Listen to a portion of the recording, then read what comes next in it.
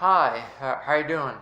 Today we are going to rank all the Metallica albums from which I think is the worst all the way up to my favorite one. Now, actually, there are 11 studio albums, but there are only going to be 10 rankings because one of them or actually two of the albums are a tie for me. So, but about I'll explain that later. Okay. Now, obviously, and yes, we are going to count this. The number 10 or the lowest on the list is going to be Lulu. Lulu was a disaster from start to finish. It was a collaboration with Lou Reed about a German play way back when. The entire album is very disjointed, and you have moments where Lou Reed's vocals will sound way louder than the guitar and of Metallica, and the other times where the guitar from Metallica will sound way too loud for Lou Reed's vocals, and Lou Reed sounds mostly sloppy and slurry on this album. The music seems to go nowhere. It's just a horrible record. There are a couple of highlights where James says, I'm the table, that I don't think that's ever gonna go away as being the most comical feature Metallica ever had. And Junior Dad, the last song couldn't evoke some emotion. So, but on the overall, Lulu was catastrophic. I give Lulu a 6 out of 30. Now, of course, Lulu was released in 2011. Now, number 9 is going to be Saint Anger. Saint Anger was released back in 2003 at a time where James Hetfield was going through a very hard time in his life, struggling with alcohol, and Metallica on purpose wanted to make the album very raw and simplistic, and it showed. There are no solos on this album. The drums are terrible. Like I don't know why Lars decided to pound on something so metallic, which it's very tinny sounding. I don't know what caused him to use that form of drumming, but he did.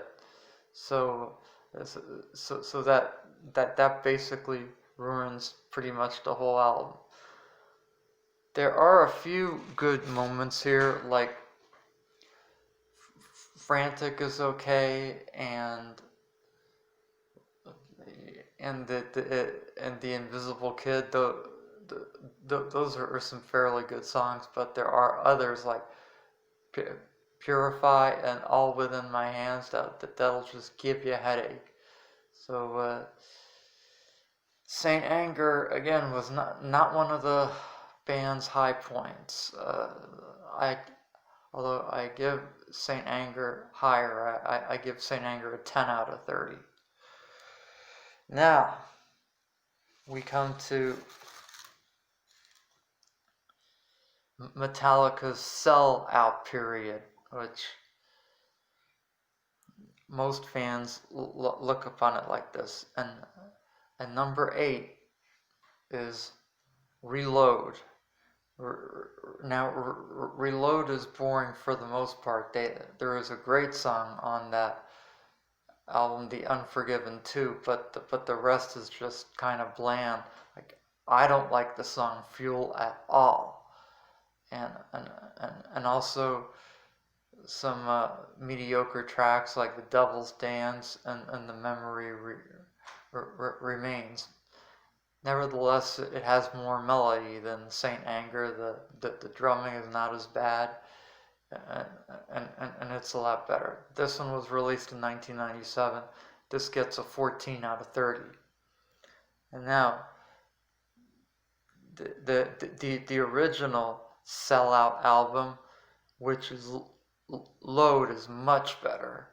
There were a lot of singles on this album, like King Nothing, Bleeding Me,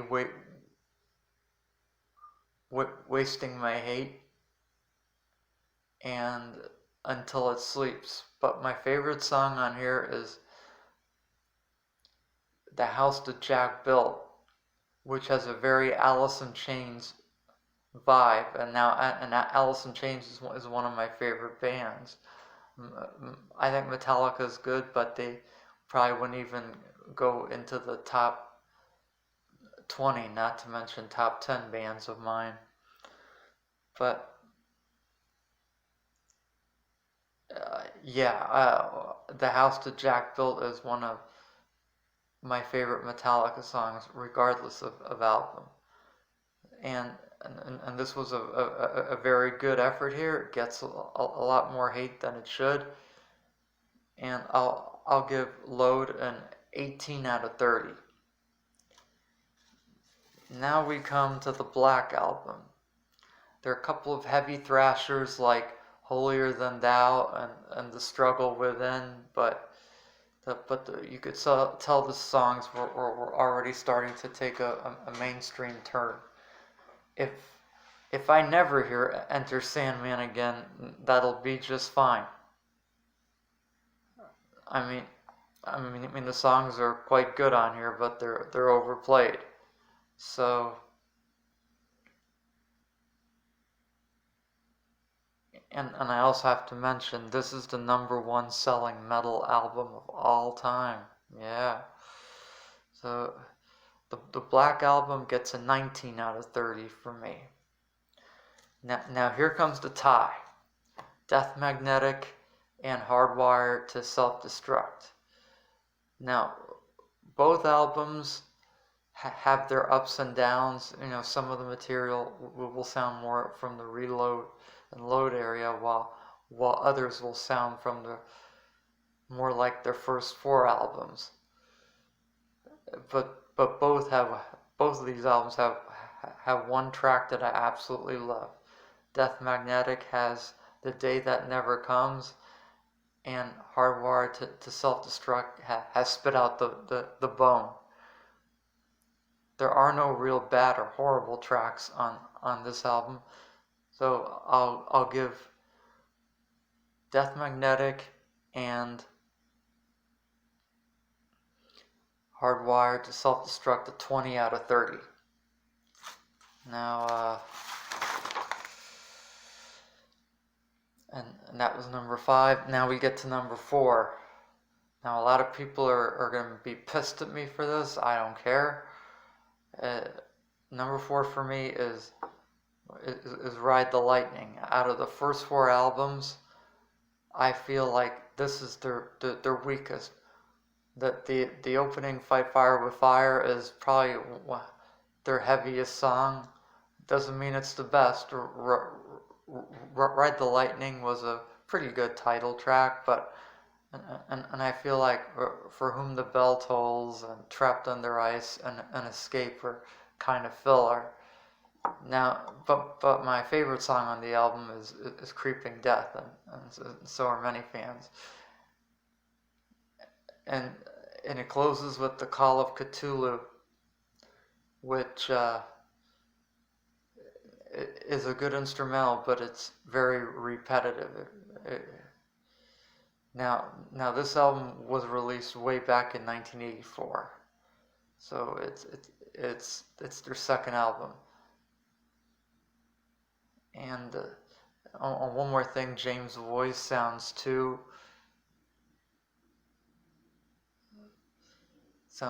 young for the complex music in the back. Okay, so Ride the Lightning gets a 21 out of 30. Now, Master Puppets did the same thing as Ride the Lightning, but it was done in a much better way, much more complex. Again, starts out heavy with Battery, then you have the title track, which is better than... Oh, did I mention Ride the Lightning gets 21 out of 30? I did. Okay. And, yeah, and the thing that should not be is my favorite track from Master Puppets, and they have more good songs from on the other side of the CD, like Leper Messiah and Damage Incorporated. Master Puppets came out in 1986, was the last album with Cliff Burton, their bassist, rest in peace. Master Puppets gets a 23 out of 30. Okay, now number 2 is Kill 'Em All, their blazing debut. This band's youthful energy may have been unsurpassed for the time. I love the Four Horsemen, Jump in the Fire, and Whiplash. They just blaze. And since Dave Mustaine wrote most of the material, that helps too. Kill 'Em All gets a 24 out of 30. And finally, my favorite Metallica album, and Justice for All. And this is their masterpiece, and it came after Cliff's death. You can detect a lot of anger in that album.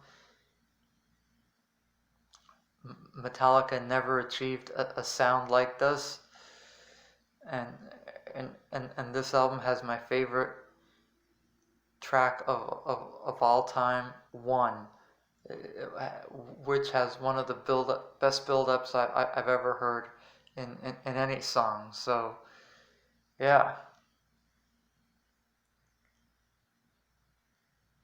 and I also enjoy the title track, The Shortest Straw, and Dyer's Eve. So and Justice for All gets 27 out of 30. Anyway, thanks for watching. There will be more ranking videos and more album reviews and other stuff coming up in the future. So you all take care of yourselves. Bye.